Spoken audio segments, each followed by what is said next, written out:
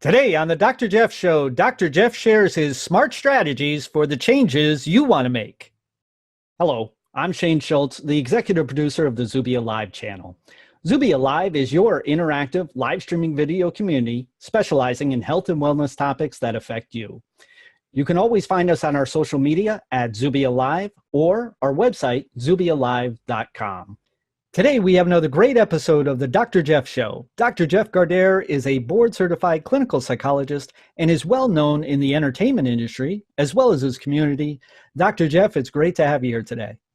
Well, Shane, thank you for that great introduction once again. And folks, thank you for joining us. We want to hear your voice, your thoughts, your questions on today's topic. So make sure you post your comments on Facebook or Twitter at ZubiaLive or email me at drjeff@ZubiaLive.com. Well, Shane, it's that time of the year. We're getting towards the end of the year, ushering in a brand new year. I guess that's what we call it, New Year's, right? That's right. And more than half of people who want to set their New Year's resolutions fail. And let me tell you something. Setting New Year's resolutions are a really good thing, but a lot of people just don't make it through. And according to the time management firm, Franklin Covey, 1/3 of resolutioners don't make it past the end of January. That's 1/3, Shane. They're setting these resolutions and don't make it through. And let me tell you something. Setting resolutions are a really good way to change the patterns, flip that script, trick the devil, be able to do something that's different and really improve oneself. And I know that's something that you've done, right? It really is. I mean, coming from a 12-step program as well, I learned that it does take a while in order to break a habit or break a pattern. And you had mentioned patterns. And for just an average pattern, it takes 60 days, to do in the consistent work against that pattern in order for it to have an opportunity to even change. And that seems to be something that a lot of people don't realize. They think that, if I do things just a couple weeks or whatever the case may be, it'll catch on, and that's just not the case, is it? Exactly. And it does take perseverance. It does take persistence, but it also takes being realistic and being smart. And a lot of folks just don't do that. So we know there are a lot of reasons that the resolutions don't work out. And today we're going to tell you what some of those things are, but what you can do to be smarter about your goals. But first, why don't they work out? Well, sometimes the resolutions that we create are based on what society thinks we should be doing.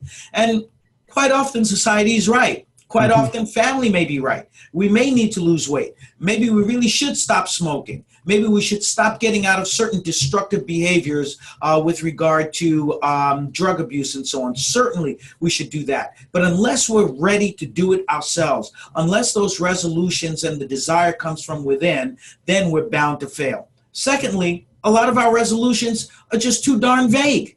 And we're not persistent, Shane, as you talked about. We just come up with these resolutions of, I want to be a better person. Well, what exactly does that mean? You need to clarify that. You need to have measurable goals, and we'll talk about that. We need to look at exactly what are the steps, and we don't do that. So they're just too amorphous, too vague. And finally, you've got to have a realistic plan. Too often we want to make these major changes in our lives, and when they are really outside of our competence, outside of our strength, outside of our, what do they call that? Wheelbarrow? Is that, what is that term we use? Wheelhouse? Yeah, outside of our wheelhouse. Nice going, Jeff. Yeah, I only have a PhD, wheelbarrow. When they're outside of our wheelhouse, which I don't even know what that means, by the way, but it sounds good, Ricky. It's a baseball term.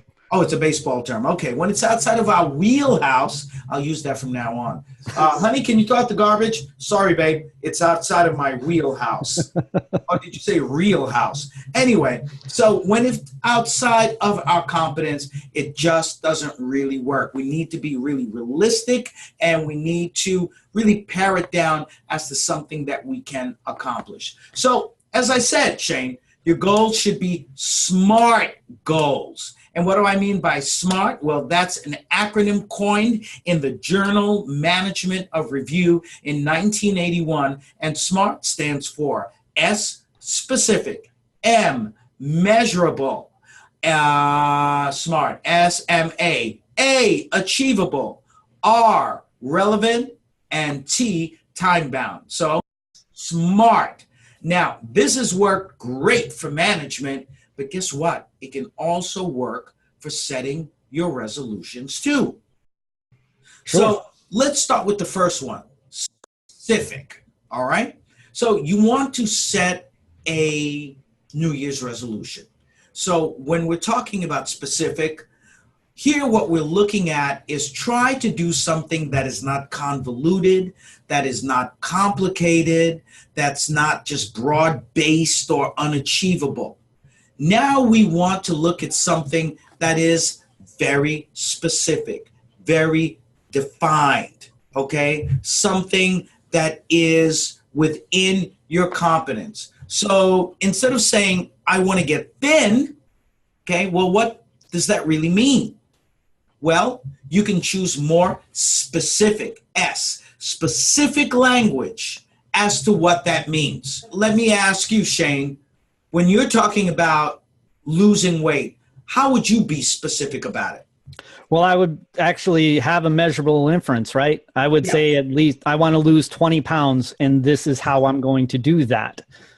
Exactly. So when we're talking about I want to lose weight or I want to be thin, it's important that you talk about how many pounds do you want to lose? How much weight do you want to lose? Be very specific about that. So for me, I know given my BMI, if I want to lose weight, I want to be specific. So instead of saying, I want to lose weight, I want to get skinny, instead, I'm going to say, I would like to lose 5 pounds. Does that make sense? It does. Okay. Well, secondly, now we have to look at the M from SMART, measurable. So now this may seem really obvious if your goal is fitness or this weight loss, but it's also important for you in trying to do something where you're cutting back on putting on weight, cutting back on weight loss. So measurable would be, how do you measure that weight loss? What would you think, Shane? Well, I mean, what you would do is, well, I have to be careful on what you would do. I would look at it from the standpoint that, you know, comparing it to what it would be if I didn't lose 20 pounds, right? Yeah. Yeah. So in other words, what would my world look like if I did and if I didn't? And therefore, I would have a picture in my mind to be able to develop that association for that goal. Okay, that's certainly one way you could do it. But guess what, Shane? Even though that is absolutely correct, there's an easy way you could do it. How do you measure weight loss? That's by a scale. Exactly. Stepping on a scale. So it's really important that if you say that you are going to cut weight or stop a habit, that it be measurable. Find a way to be able to measure it instead of, and you were right, maybe, you know, comparing photographs, right? Take a before and then take an after. Always take a before and then take an after, and it shows you what you're doing.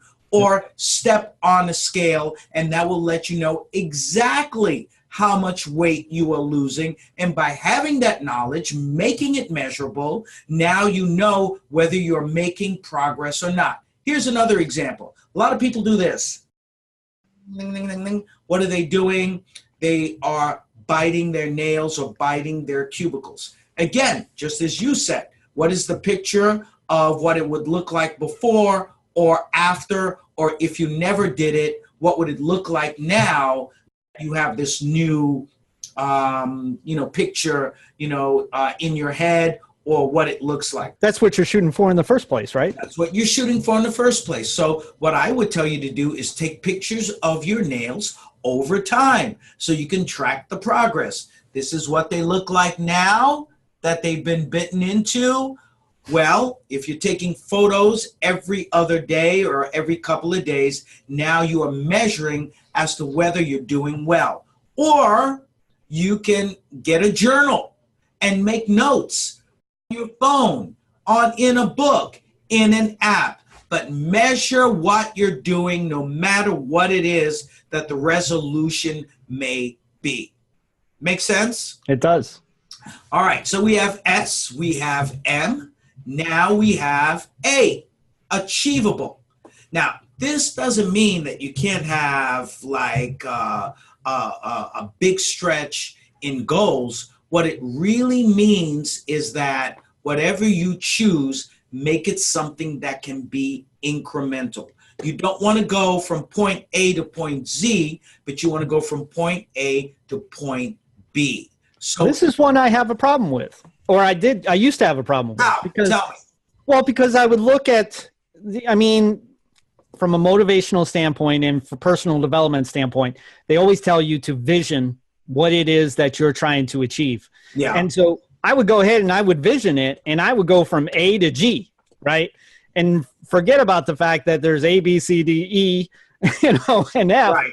before G in order to be able to get there. So what would happen is I would set myself up to fail, which a lot of people do with New Year's resolutions, because you would sit there and you would say, well, I didn't make G, therefore I failed. When in fact, you probably succeeded in doing 4 or 5 steps beforehand.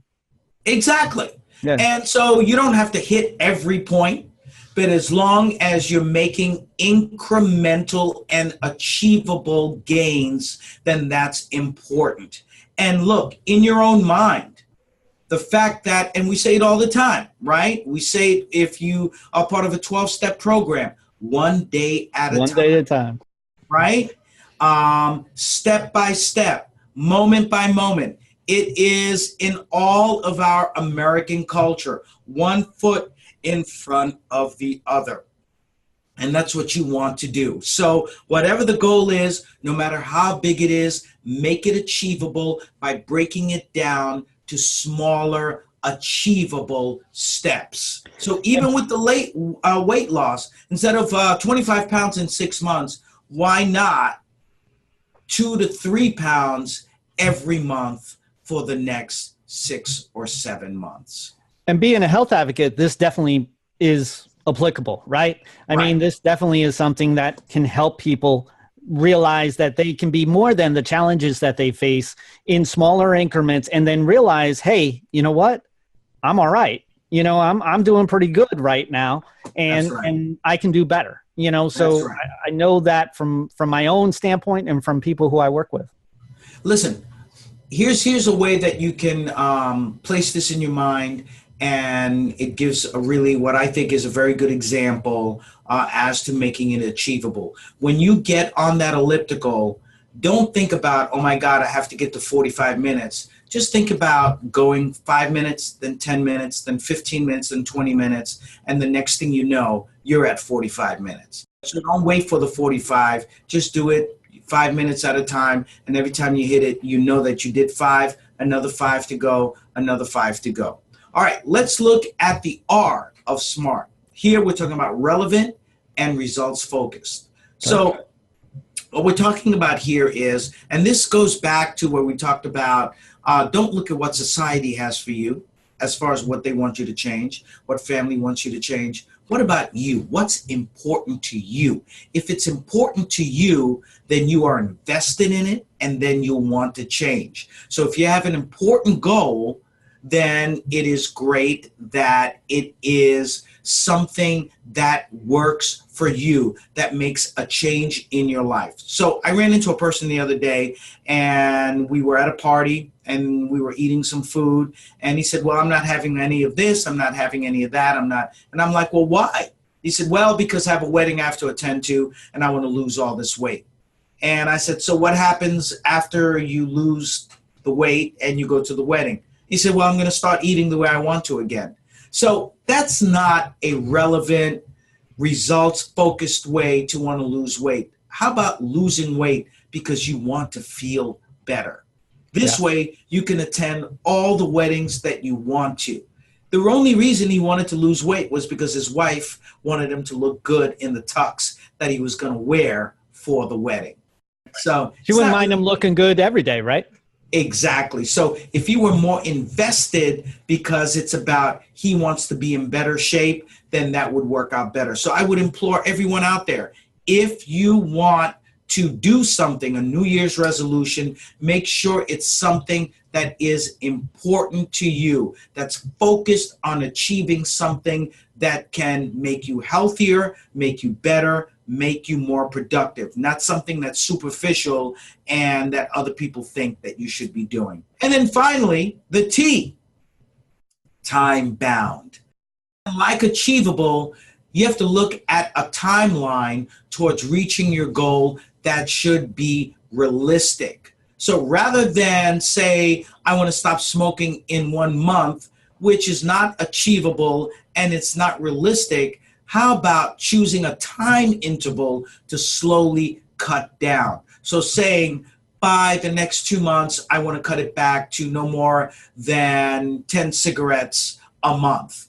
By the 4th month, I want to get it down to maybe 2 cigarettes or 1 cigarette a month. And then finally, by the 6th month, I want to stop smoking altogether. So time bound is set a realistic time by which you can achieve this. And this is something, Shane, that you talked about right at the beginning of our talk, right?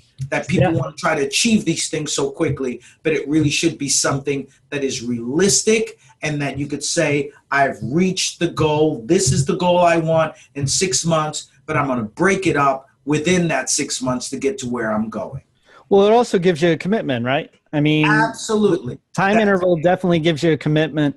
And a good buddy of mine, Wayne the Hack Hacker, he got him again, Ricky. Wayne the Hack Hacker. The FBI's on Wayne the Hack Hacker right now. He's all right. He's all right. Listen, he always used to tell me that a goal without, a plan is simply a wish. Yeah. And that's exactly what it is that we're talking about here today, is that to have a plan is necessary in order for a goal to be achieved in the way that you really want to do it in a healthy manner. That's right. That's right. So let's go over this very quickly again. In order to be able to achieve your New Year's resolutions, and it's a great thing to do that, make sure that you use SMART goals. So S is specific, okay? M, measurable. A, achievable. R, relevant. And T, time bound, okay? And in case you want to know more about this, you could certainly log on to our site and we'll go ahead and put those SMART goals up there. We'll also, Shane, put up an article that was done in the New York Times by a great author. Name escapes me right now, but we'll post that article and people could take a look at the SMART goals. She actually went ahead and actually put me in the article, and so you could read more about what I've had to say, but also some of the things that she has to say about SMART goals, okay? So folks, I hope that our empowerment tips today did help you in setting those New Year's resolutions that are coming up. They're healthy, they're good, please do them, but stay smart. Don't forget, you can follow me on Instagram at Dr. Jeff Gardere, Twitter at Dr. Jeff Gardere, and Facebook at Dr. Jeff Gardere. And tune in next week for another Dr. Jeff show. And don't forget our companion show, our sister show, Up Close and Personal Workshops with Dr. Jeff Gardere. And remember, for heaven's sake, let's make America kind again. Shane, thanks for all you do. Take it away. Well, thank you, Dr. Jeff. I'm certainly going to be using those SMART strategies to make a difference in my life this year. And if you'd like to learn more about the Dr. Jeff Show, his workshop, or the ZubiaLive channel, you can follow us on our social media at ZubiaLive or our website, ZubiaLive.com.